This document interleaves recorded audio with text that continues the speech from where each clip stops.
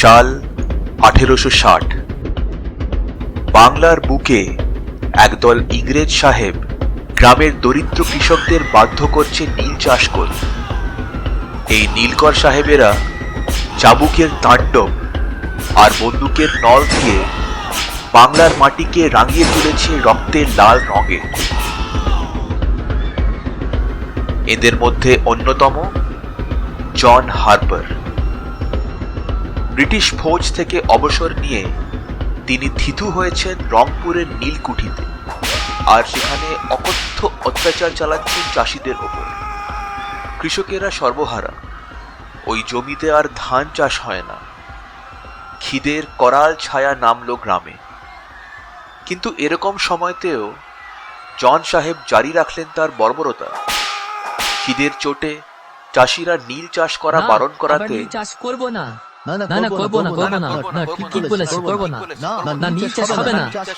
তিনি পুড়িয়ে দিলেন সারা গ্রাম। যার যা কিছু ধান চাল ছিল সব পুড়ে ছাই হয়ে গেল।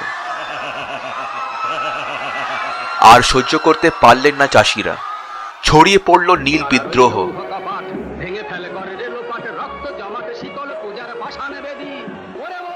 সেই রাতে গ্রামের লোকেরা জমা হলো নীলকুঠির সামনে, হাতে কাস্তে, কোদাল, লাঠি আর জ্বলন্ত মশাল। অসুর বধ করতে তারা কাঁসর বাজিয়ে ঢুকে পড়ল নীলকুঠির সীমানার ভেতরে। লাঠির ঘায়ে ঘায়েল হয়ে পালিয়ে গেল নীলকুঠির চৌকিদারেরা, আর কুঠির ভেতর রয়ে গেল শুধু জন সাহেব। সাহেব তখন রাগে ফুঁসছেন। তিনি বন্দুক নিয়ে বেরিয়ে এলেন বাইরে। Insolent swine! How dare you barge into my house unbuttoned? I shall make an example of every last one of you! গর্জে উঠল সাহেবের বন্ধু।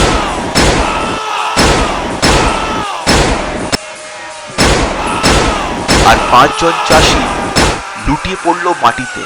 এই অন্যায় আর সহ্য করতে পারল না গ্রামের লোকেরা। ঢুকে পড়ল নীলকুঠির ভেতর। বিস্ফারিত চোখে জন সাহেব দেখলেন তার শেষ সময়ে উপস্থিত। কাঁসরের আওয়াজ সাহেবের কানে বাজছে মৃত্যুর ডঙ্কা হিসেবে। আর সহ্য করতে পারলেন না সাহেব, হাত দিয়ে কান ঢাকা দিলেন।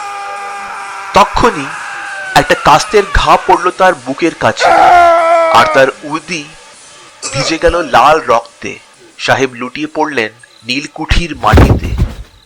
তার অন্তিম কথা, I feel so cold. সেই রাতে নীলকুঠিতে ধরিয়ে দেওয়া হলো আগুন, আর জন সাহেব সমেত পুড়ে শেষ হয়ে গেল রংপুরের নীল আতঙ্কের ইতিহাস।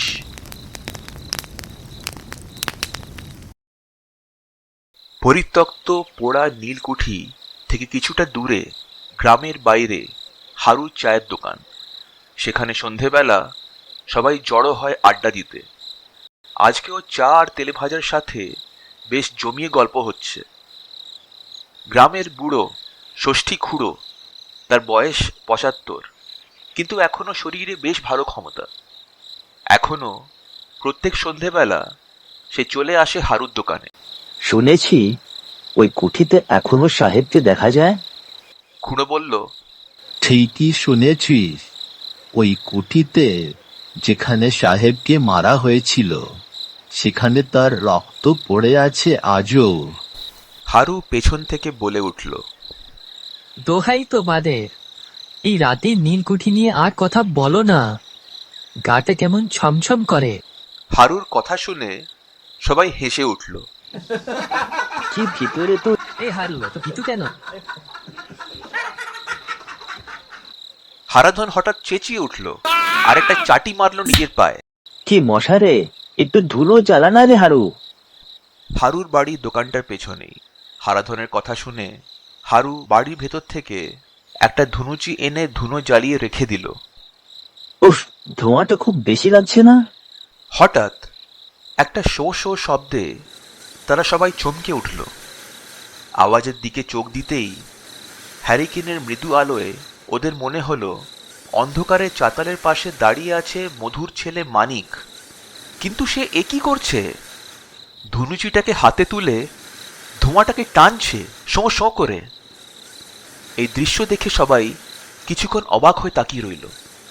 ওই ধুনুচির ধোঁয়ার গন্ধটা এত তীব্র ছিল যে দূরেও থাকা যাচ্ছে না। আর এই ছেলেটা ধুনুচিটাকে মুখের কাছে নিয়ে এসে ধোঁয়া টানছে। হঠাৎ হারাধন ডেকে উঠল। এই মানিক, কি করছিস? এখানে আয়। ডাক শুনে মানিক ধুনুচি সমেত ঝাঁপিয়ে উঠে এলো চাতালের ওপর। কিন্তু এ কি, এটা কি মানিক? মুখটা মানিকের মতো হলেও চোখ দুটো নীল, যেন জ্বলছে। মানিকের কালো চুলে যেন কেউ করে দিয়েছে বাদামি রং, আর তার শরীর হয়ে গেছে ফর্সা। সামান্য ফর্সা নয়, সাহেবদের মতো সাদা। শীতল দৃষ্টিতে তাদের দিকে তাকিয়ে সে এক অদ্ভুত স্বরে বলে উঠল, I feel so cold. এই দৃশ্য দেখে সবাই তখন পাথর হয়ে গেছে। কোনো উত্তর না পেয়ে মানিক বিরক্ত হয়ে চেঁচিয়ে উঠল, Oi, bring some firewood and make haste with the flames. কিন্তু তখনই হারুর বাড়ি থেকে ভেসে এলো কাঁসরের আওয়াজ। সন্ধ্যের পুজো হচ্ছে বাড়িতে। ওই আওয়াজ শুনে যেন মানিক ব্যথায় চেঁচিয়ে উঠল। ধুনুচিটা পড়ে গেল হাত থেকে, আর দুটো হাত গিয়ে ঢাকলো কান। কিছুক্ষণ পর আর সহ্য না করতে পেরে সে দৌড়ে চলে গেল অন্ধকারে নীলকুঠির দিকে। পেছনে বাতাসে রয়ে গেল তার সেই অপার্থিব চিৎকার। দোকানের চাতালে তখন সবাই যেন পাথর হয়ে গেছে। কিছুক্ষণ পর রঘু বলে উঠল, ওটা কি মানিক ছিল? হ্যাঁ, তাই তো মনে হলো, কিন্তু মুখটা যেমন অন্যরকম লাগলো। আর ওইরকম ইংরেজি বললো কি করে? গ্রামে তো কেউ ইংরেজি জানে না। আমার মনে হচ্ছে মানিক খুব বড় বিপদে পড়েছে রে। মানিকের বাড়ি চল সবাই। তখন রাত 9টা। চারিদিকে অন্ধকার আর নিস্তব্ধতা। হারু, হারাধন, রঘু আর ষষ্ঠী খুঁড়ো হেঁটে চলেছেন মানিকের বাড়ির দিকে। বাড়ি পৌঁছে ষষ্ঠী খুঁড়ো জিজ্ঞেস করলেন, মানিক কোথায়? মানিকের বাবা মধু চিন্তিত স্বরে বলল, মানিক তো সেই বিকেল থেকে ঘরে ফেরেনি। বাড়ির ভেতরে গিয়ে মধুর কথা শুনে খুঁড়ো জানতে পারলেন যে মানিক সেদিন বিকেলে বন্ধুদের সাথে নীলকুঠিতে গিয়েছিল। তারা বাজি ধরেছিল যে নীলকুঠির মেঝের ওই রক্তের দাগটাকে মুছে ফেলতে হবে, আর মানিক খুঁচিয়ে খুঁচিয়ে দাগটাকে তুলে ফেলেছে। তারপর হঠাৎ ঝড় আসাতে সবাই পালিয়ে চলে এসেছিল, শুধু মানিকই ফেরেনি।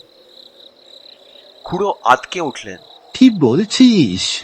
ওই দাগটা মোছা যাবে না, ওটা অভিশপ্ত। নীলকর সাহেবের রক্ত পড়েছিল ওখানে। হঠাৎ সবাই চমকে গেলেন। ঘরের বাইরে কেউ যেন দরজায় জোরে ধাক্কা দিচ্ছে। দরজা খুলতেই তারা দেখলেন বাইরে দাঁড়িয়ে আছে নিতাই। তার চোখে আতঙ্ক। মধুকে দেখে বলল, মধুদা, তাড়াতাড়ি চলো, তোমার ছেলে মানিক কি হাহাকার বাঁধিয়েছে। কি করেছো? মানিক সব ক্ষেত পুড়িয়ে দিচ্ছে। রামু আর আমি ওকে থামাতে গিয়েছিলাম, কিন্তু কিন্তু কি? কিন্তু মানিক যেন অন্যরকম হয়ে গেছে। তোমরা সবাই চলো, তাহলেই বুঝতে পারবে। নিতাইয়ের কথা শুনে সবাই বিব্রত হয়ে গেল। ক্ষেত পুড়ে যাওয়া মানে তো না খেয়ে মরতে হবে। সবাই তাড়াতাড়ি হাঁটা দিল ক্ষেতের দিকে। দূর থেকে দেখা যাচ্ছে আগুনের আলো, আর সবাই অনুভব করলেন আগুনের তাপ। কিন্তু অজানা এক গন্ধে ভরে উঠেছে চারপাশ, যেন গাঁজানো নীলের স্রোত বইছে বাতাসে। হাঁটার গতি কমিয়ে খুড়ো কাপা গলায় বললেন, এই গন্ধটা আমার চেনা। অনেক আগে যখন এখানে নীল চাষ হতো, তখন এই গন্ধটা পেতাম। একটু তাড়া দিয়ে রঘু বলল, তাড়াতাড়ি চলো খুড়ো, নইলে সব পুড়িয়ে দেবে ও। কিন্তু তারা ক্ষেতের সামনে গিয়ে যেটা দেখলেন তাতে তাদের চোখ কপালে উঠল।